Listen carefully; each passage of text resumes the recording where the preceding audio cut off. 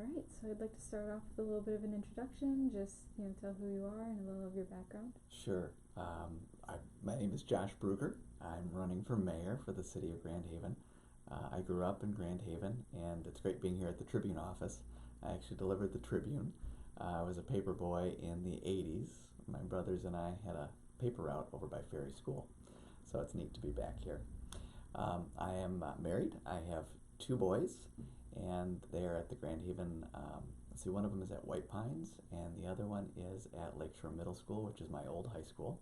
It's kind of strange to go back in there, and his locker is actually, I think, 3 lockers down from where my locker was back in the early 90s.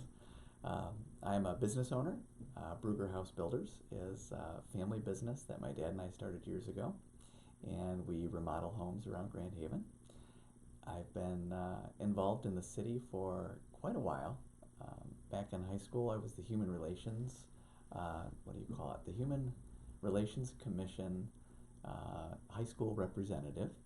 And then after my wife and I got back from doing mission work overseas, we moved back to Grand Haven, and I plugged back in on the Zoning Board of Appeals and on the Planning Commission, and then was elected to City Council about 4 years ago. So I've been in town for a long time. My family's been here, and we love Grand Haven. What would you say is the drive for you to run for mayor? I think we're at a pivotal time in our nation where politics has become very partisan, very polarized. And part of that is tied to a shift from baby boomers to Generation X to millennials. I happen to fall in the Generation X camp, and I think it's time for Generation X folks to step up, to take a leadership role, and to bridge the gap between the baby boomers and the millennials. That's big picture, and I think we have some challenges in the city and some great opportunities ahead that I would like to play a role in. We have the power plant that we're in the process of shutting down, and it'll be a big decision for residents to decide what comes next. I'm very much in favor of green energy. The greener the better. And we also have taxes that we're talking about as far as the, what do I call it, Grand Haven, Forever Grand Haven, because what we're calling the initiative.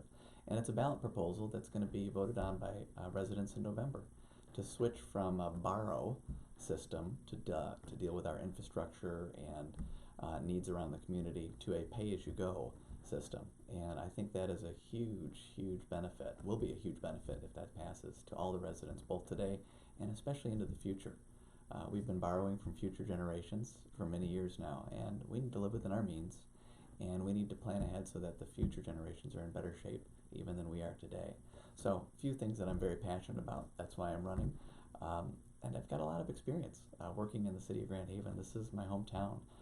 This is my hometown for my dad and for my grandfather, and we're raising our boys. And as a third generation resident, I can't think of a better place to be to raise my family so that the fourth generation has an awesome Grand Haven to take over when we're ready to pass the baton. Okay. So we've touched on this a little, but what issues do you see coming before City Council in 2020, and what are your strategies for working through those? Sure. Housing affordability is one of the key issues that we're going to be working with, along with the power plant, along with pay-as-you-go. I think the Housing Affordability Initiative is going to be one of the top priorities for me. Grand Haven, we have arrived on the national and the international scene with our great beaches and our awesome downtown, even in the winter, with our heated sidewalks and streets. People come to Winterfest from all over the state and the country. With that wonderful blessing comes a challenge for those of us who live here year-round and call Grand Haven home. Our property values have gone up, which is wonderful, but so has the cost of living. And many of us who want to live here can't afford to live here. And on City Council, we've got a few, I would call it levers and tools that we have at our disposal to make housing more affordable. One of them is lowering property taxes. The pay-as-you-go scheme will put us in a good position so that we can do that. Right now, by the time we pay off our current debts, we're going to pay off close to $22 million in interest. So our property taxes are going to pay interest. When we switch to pay-as-you-go, our property taxes can go down because we're not paying $22 million in interest. The other thing that we need to look at is our zoning ordinances. In 2005, we began rewriting our zoning ordinances. One of the key features was to switch from multifamily and two-family properties being acceptable in Grand Haven to being the undesirable. And we embraced single-family residential homes, which is wonderful. But the challenge is we have a lot of people who can't afford to buy a house or to rent a house. So we need to open up opportunities in multi-unit properties so that more people can come and live in Grand Haven and call it home year-round and have it more affordable. Great. So that's pretty much the questions I had. Okay. That was it? Yeah. Oh, wow. Okay. That is an opportunity for a closing statement, just why people should vote for you. Okay. I don't want to be done yet. There's so much more to talk about. Talk about housing affordability. Closing statement. It's been an honor to serve Grand Haven for the last 4 years on City Council. We've worked through a lot of challenging issues, but we have many challenging issues still to come. With those challenges come a lot of opportunity. And I believe that listening to our residents, especially those who call Grand Haven home year-round, is a top priority for me and for all of City Council. And as the mayor, if I'm elected in November, I look forward to working with everyone in our community to find the common ground that we can all agree on to move Grand Haven forward into the 21st century and into an even brighter future than we have today.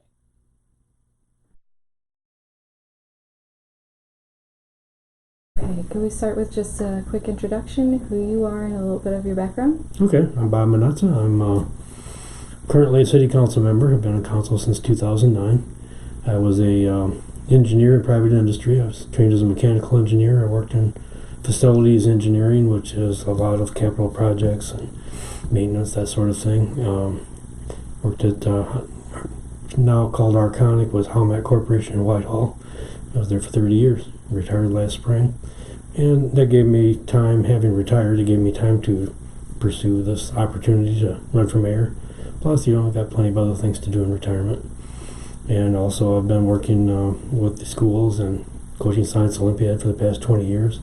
That occupies about 5 months out of my year, too, every weekend and during the week. My wife and I moved here in 1978, and we raised our kids here. We have 2 daughters, Anna and Elizabeth.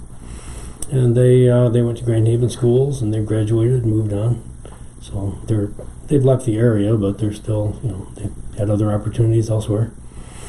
Been involved in, like I say, school activities, civic activities. I was on planning commission for 3 terms. I was chairman for 5 years of those 3 terms, and been on council now for almost 10 years. 10 years in November. So got quite a bit of experience working with the city and city government. I understand how things work, and I understand sometimes when things don't work. You figure that stuff out too. And I've got a lot of other experiences that I bring to bear on what would be my role as mayor. Okay. So then we touched on this some, but what is the drive for you to run for mayor? Well, like I say, I've been working on council and on policy issues and on things that have to do with making the city better for a number of years, and here's an opportunity now to step up to the leadership role. When I was working 50 to 60 hours a week, I really didn't have that opportunity, so it's pretty busy with my regular job, and when I was raising a family, that kept me pretty busy. So now I have the time, and I still have plenty of energy and interest, and excited for the job. So it's a great opportunity, and with elections coming up every 2 years, you put your hat in the ring and see where it goes.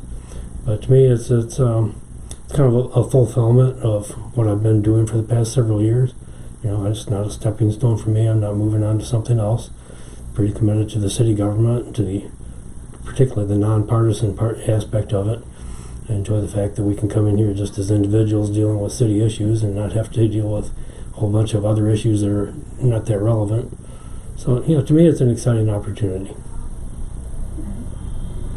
And what issues do you see coming before City Council in 2020, and what are your strategies for working through those? Well, we have a lot of issues coming up. We've been working on infrastructure projects for as long as I've been involved in the city, and we're going to try to keep going on that. We're kicking off a new initiative. It's on the ballot, in fact, to try to find a permanent funding source for infrastructure projects. We've been dealing with it and with bonds and with debt and things that were prudent and expedient to do at the time, but things you can't keep doing. You just can't keep piling it on. So we need to get ourselves off from that cycle, get onto a permanent way of dealing with things. But in having taken care of all these infrastructure issues over the years, our city is in a much better condition than it was. We offer better services to the residents and the businesses, and we're a more attractive place to do business and to live. So we've made progress on that. We're going to keep doing that sort of thing, and it'll be a lapse for a few years as we build up a pile of money from this new way of the pay-as-you-go idea of saving some money ahead. So we've got ourselves to a point now where we can do that. So 2020 will be a year where we're going to do a lot of planning, some small stuff, and get ready for a future of just keeping up with everything. We're also going to be dealing with the closure of the Sims plant. That's really, at this point, it's more of a BLP issue than it is a council issue, but council has oversight responsibility, and when it comes right down to it, council owns all this stuff and is responsible for delivering services to the people. So we'll be dealing with the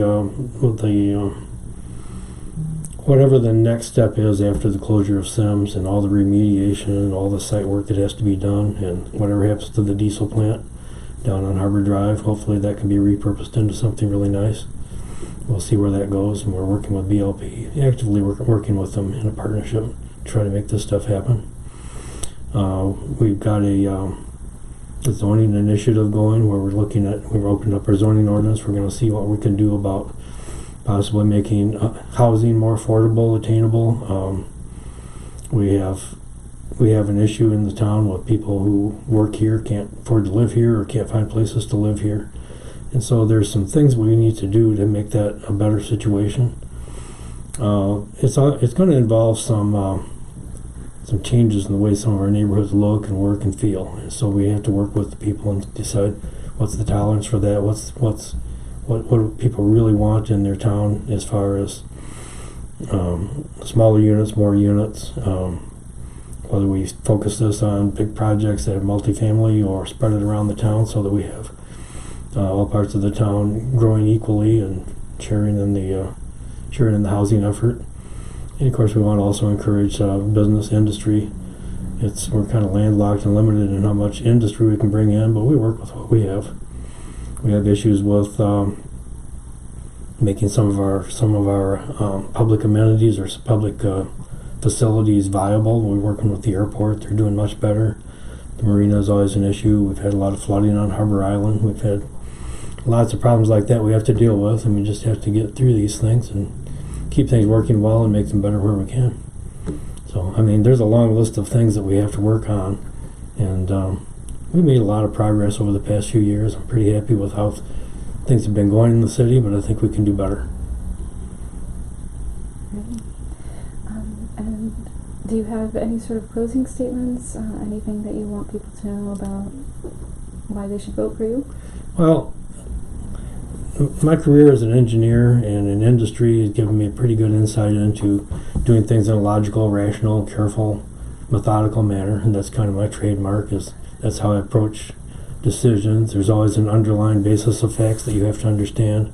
Then there's a layer of opinions that you have to sort out and decide what's relevant, what isn't, and how you accommodate what people's aspirations are, what people's desires and what their fears are, frankly, and square that up with the facts and where you're going and what outcomes that you want. And so my focus is more on that process of getting to that right answer and getting to it without making impulsive choices or mistakes or things that aren't a good outcome or are going to cause further problems. Sometimes the best solution creates a whole raft of new problems, and so you have to work your way through those and try to avoid that sort of thing. We're going to see a lot of that coming up in the next few years because there are changes coming. There's changes with just the demographics of the town, growth and aging and of facilities and younger people being in town and more diverse people. And so I think that being a thoughtful and methodical leader and a person who looks at facts and tries to make the best judgment possible for for the best outcome for the largest number of people. That's pretty much my trademark.